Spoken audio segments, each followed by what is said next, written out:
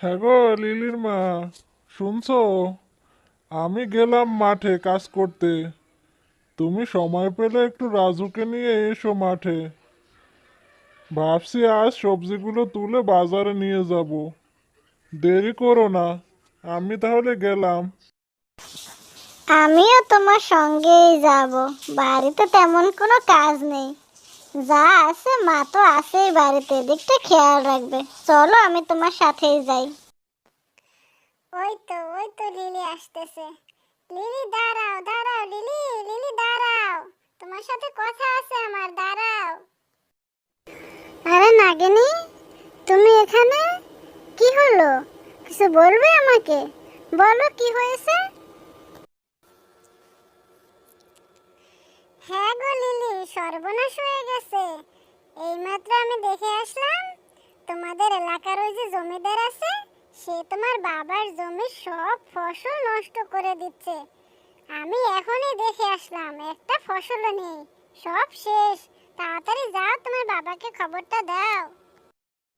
সে কি কথা? চলো চলো তাড়াতাড়ি চলো, বাবা মাকে খবরটা দেই। ওই তো লিলিও চলে আসছে। চল মা, তুই আমাদের সাথে চল।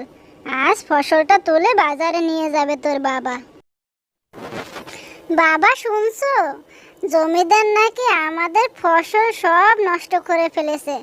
আমার বন্ধু নাগিনী দেখে আসছে এইমাত্র, একটা ফসলও নাকি নাই। চলো তো গিয়ে দেখি বাবা।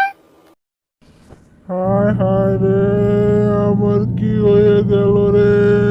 আমার ফসল সব নষ্ট করে দিল রে। এখন আমি কি করব গো? আল্লাহ! আল্লাহ গো আল্লাহ, এখন আমি কি করব আল্লাহ? এই মেঘ বৃষ্টির দিনে আমার ফসল সব শেষ হয়ে গেল, আমরা কি খাবো গো আল্লাহ? তুমি একটা সাহায্য করো গো আল্লাহ। ও লিলি, তুমি এভাবে দাঁড়িয়ে আছো কেন? আমি জানি তোমার এখন মন অনেক খারাপ। কি করা যায় বলো তো? তোমার এভাবে মন খারাপ দেখে আমার খুব কষ্ট হচ্ছে। তুমি কি করতে চাচ্ছ? আমি তোমাকে সাহায্য করব, বলো কি করতে চাও তুমি? আমি ভাবছি এই জমিদারকে একটা উচিত শিক্ষা দেয়া দরকার। তুমি কি আমাকে সাহায্য করবে? তুমি আর টুনি আমাকে সাহায্য করলে আমি জমিদারকে একটা উচিত শিক্ষা দেব।